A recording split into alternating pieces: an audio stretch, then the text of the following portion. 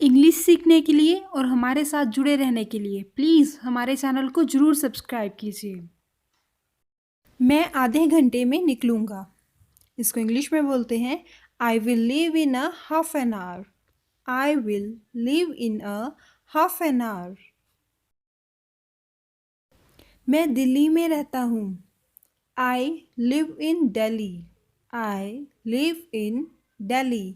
I live in Chandigarh. I live in Shimla.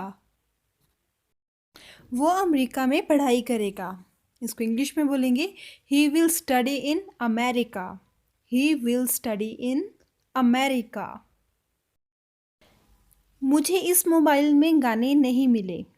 इसको English में बोलते हैं I found no songs in this mobile. I found no songs in this mobile. हमने ये किताब में पढ़ा है। इसको इंग्लिश में बोलते हैं we have read it in the book. We have read it in the book. Ayansh आधे घंटे में निकलेगा। इसको इंग्लिश में बोलते हैं Ayansh will leave in a half an hour. Ayansh will leave in half an our.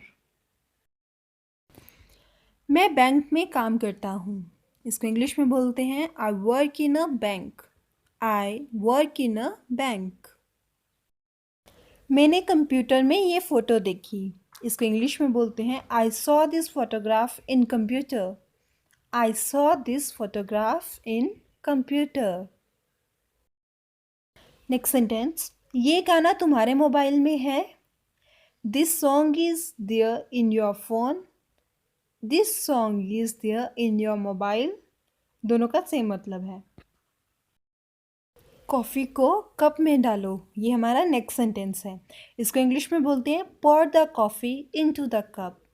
pour the coffee into the cup. Next sentence, वो कमरे में जा रहा है। इंग्लिश में बोलते हैं he is going into the room. He is going into the room. Next sentence, यह ट्रेन समय से पहले पहुंचेगी। इसको इंग्लिश में बोलेंगे this train will reach before time. This train will reach before time. अगर हमने बोलना होता है कि ये ट्रेन समय के बाद पहुंचेगी तो हम बोलते हैं this train will reach after time. This train will reach after time. Next sentence, मैं तुम्हारे निकलने से पहले आऊँगा। इसको इंग्लिश में बोलते हैं I will come before you leave. I will come before you leave. अब मैं आपके सामने खड़ा हूँ। इसको इंग्लिश में बोलते हैं now I am standing before you. Now I am standing before you. Next sentence, वो अपने पापा के सामने बैठा था। He was sitting before his dad. He was sitting before his dad. Next sentence, वो मेरे सामने खड़ा था। इसको इंग्लिश में बोलते हैं he was standing before me, या बोल सकते हैं he was standing in front of me. He was standing in front of me.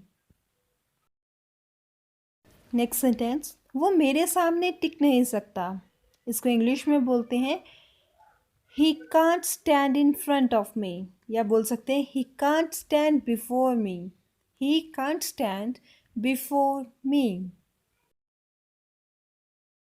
Channel को सब्सक्राइब करना मत भूलिएगा। Thank you. Bye bye.